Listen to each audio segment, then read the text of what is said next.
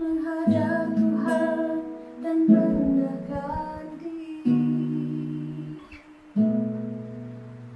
mengucap syukur buat hari yang Kau beri,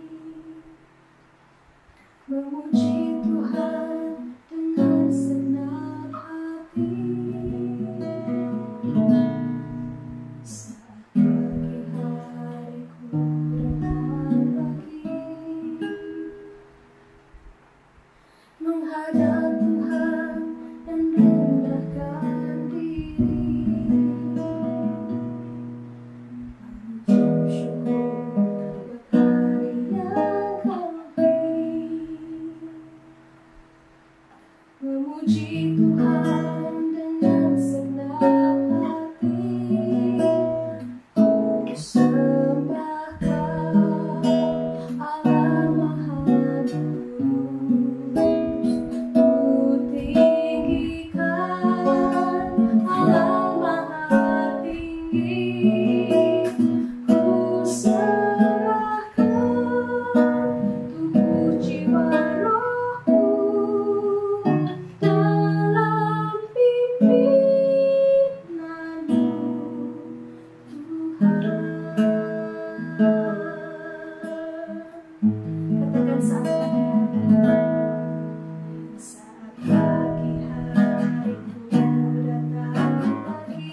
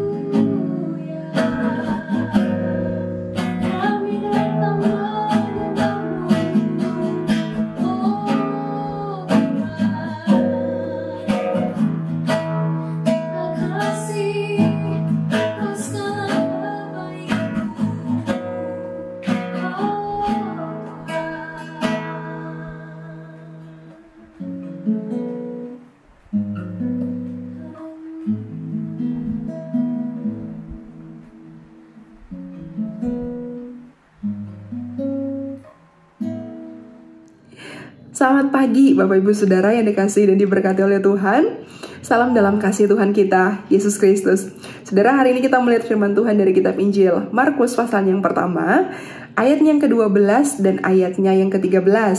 Lalu saya juga mengajak Bapak Ibu Saudara melihat dari kitab Injil Matius pasal yang keempat, mulai dari ayat yang ketiga hingga ayatnya yang ke-11. Ini dua perikop yang mencatat kisah yang sama sebetulnya, yaitu tentang pencobaan di padang gurun. Hanya saja saling melengkapi tentunya satu dengan yang lainnya, begitu ya.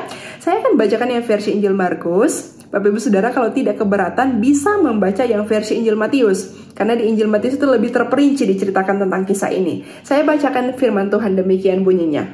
Segera sesudah itu, Roh memimpin dia ke padang gurun. Di padang gurun itu, ia tinggal 40 hari lamanya, dicobai oleh iblis. Ia berada di sana di antara binatang-binatang liar, dan malaikat-malaikat melayani dia. Puji Tuhan. Bapak Ibu Saudara yang dikasihi oleh Tuhan, dalam hidup manusia, konon katanya ada dua pengalaman besar yang pasti dialami. Yang pertama itu disebutkan sebagai pengalaman padang gurun. Ini mewakili pengalaman-pengalaman yang menyedihkan Bapak Ibu Saudara. Pengalaman-pengalaman susah, masa-masa sulit, masa-masa ketika kita mengalami kekeringan rohani mungkin, atau ketika kita menghadapi persoalan finansial, masa-masa kita menghadapi sakit penyakit, masa-masa duka, pelik, dan lain sebagainya. Pokoknya hal-hal yang menyedihkan lah yang terjadi dalam kehidupan ini. Nah, kemudian yang kedua itu disebutkan sebagai pengalaman puncak gunung. Nah, yang ini mewakili pengalaman-pengalaman yang membahagiakan atau pengalaman-pengalaman yang membanggakan Bapak Ibu Saudara. Atau ini biasanya disebutkan sebagai masa-masa jaya seseorang. Nah, Bapak Ibu Saudara, yang menariknya ada yang mengatakan bahwa pengalaman puncak gunung atau yang tadi saya sebutkan sebagai masa jaya itu adalah masa yang paling rentan untuk seseorang mengalami kejatuhan. Atau sederhananya dikatakan lebih mudah menjatuhkan orang ketika dia ada di masa jaya ketimbang ada di masa sulit. Kenapa demikian? Karena biasanya kalau di masa sulit, orang tuh dalam tanda kutip ya, lagi siaga-siaganya begitu. Masa sulit itu dianggap sebagai ujian iman, sehingga orang itu akan lebih banyak waktunya untuk bergumul dengan Tuhan, lebih banyak waktunya untuk berdoa, berseru dan berserah kepada Tuhan. Mungkin akan lebih banyak waktu ke gereja begitu ya, bersekutu dengan sesama orang percaya, saling tukar pikiran, tukar pendapat, minta masukan dari orang-orang di sekeliling, minta masukan dari gembala, sehingga memang betul-betul waktu itu tuh adalah mode siaga begitu ya.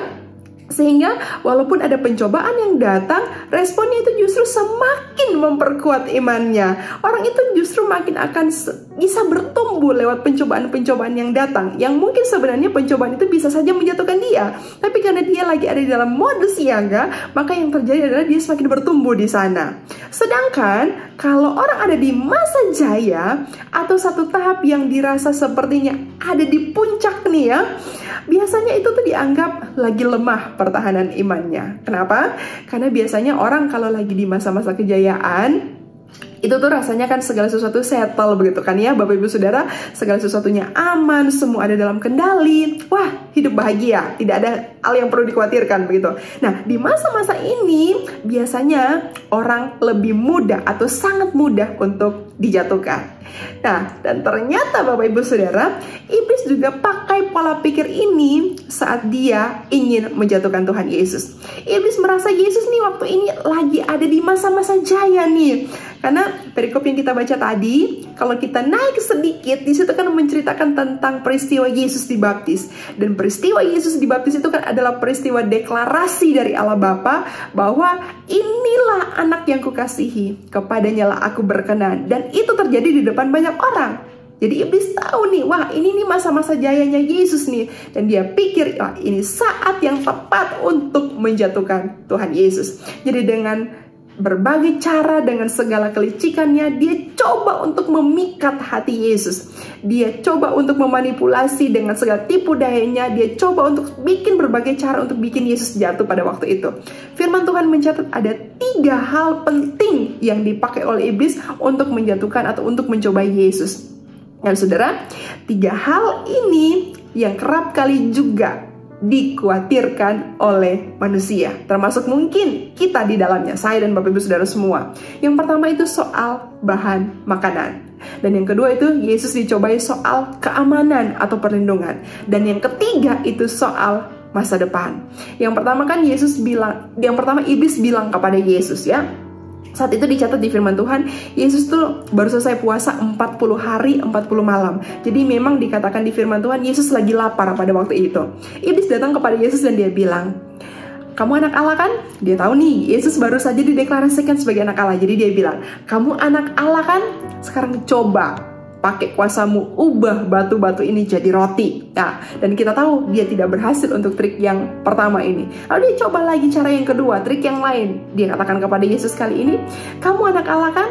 Sekarang coba jatuhkan dirimu dari sini. Nanti pastilah Allah Bapa akan mengutus malaikat-malaikatnya dan mereka akan melindungimu. Jadi kau aman, tenang saja. Sekarang jatuhkan saja dirimu. Lalu kemudian yang ketiga dia coba lagi dengan cara yang lain.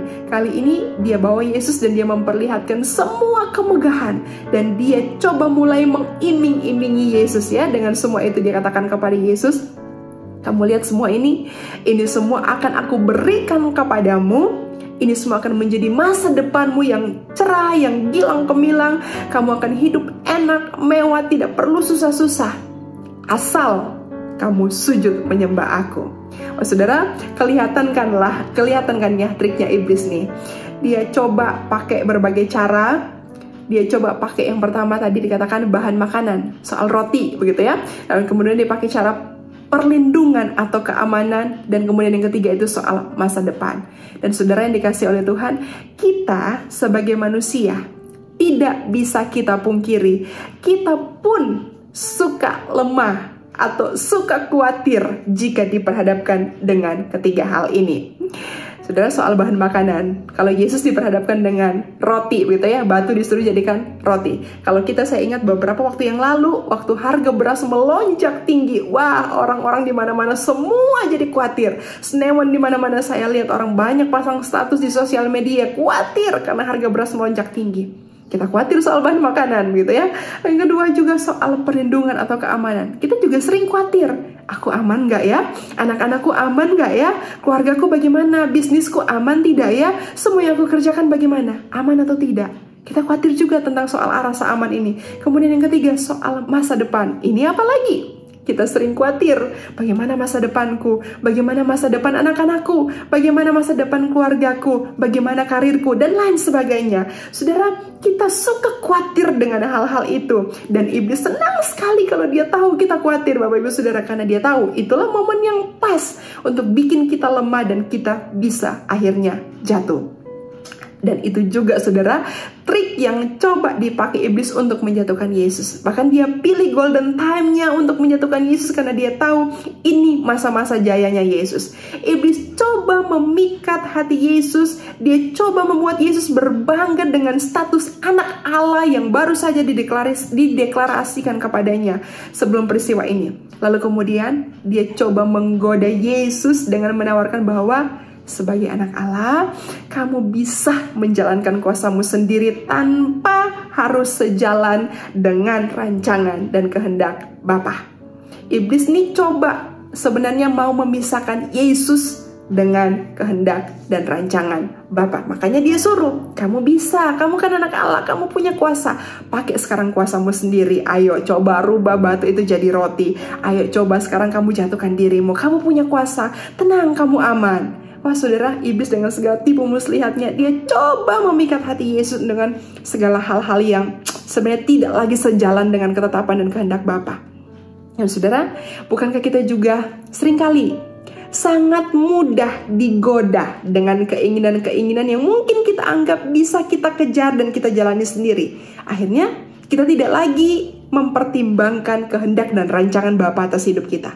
Tidak jarang kita ini mudah sekali Bapak Ibu Saudara berkompromi dengan apa yang memikat hati kita, dan akhirnya kita tidak lagi sejalan dengan apa yang Tuhan mau. Kita tidak lagi dalam track jalur kebenarannya Tuhan atas hidup kita. Dan Bapak Ibu Saudara perhatikan, iblis senang sekali jika hal itu terjadi. Iblis senang sekali jika saya dan Bapak Ibu Saudara tidak lagi sejalan dengan kehendak dan ketetapan Bapa atas hidup kita. Makanya Bapak Ibu Saudara yang dikasih oleh Tuhan, menghadapi hal-hal yang demikian ini, menghadapi segala intrik dan tipu muslihatnya iblis, Saudara, belajarlah dari pribadi Yesus. Yesus ini ketika menghadapi semua tipu muslihat dan intriknya iblis, Yesus nggak repot-repot Bapak Ibu Saudara. Yang Yesus lakukan adalah Dia memperkatakan firman Tuhan. Yesus melawan iblis dengan firman.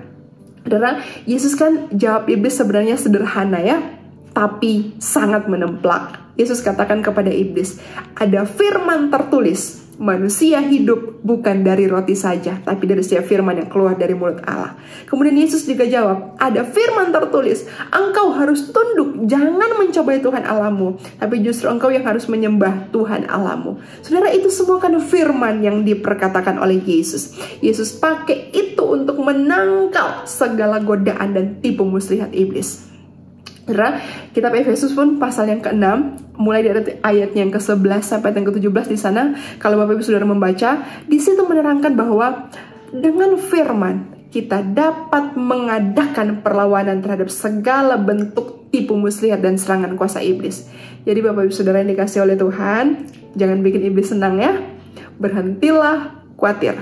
Sebaliknya, perkatakanlah firman setiap hari dalam setiap situasi dan kondisi apapun yang kita hadapi. Dan alamilah kemenangan bersama dengan Tuhan di sepanjang perjalanan kehidupan kita. Jangan bikin iblis senang. Jangan keluar dari tracknya Allah. Tetap berjalan sesuai dengan tuntunan Tuhan, sesuai dengan tuntunan firman Tuhan. Maka kita akan melihat hari lepas hari perbuatan-perbuatan Allah yang besar menyertai hidup kita. Tuhan memberkati Bapak Ibu Saudara semua. Mari tundukkan kepala kita berdoa.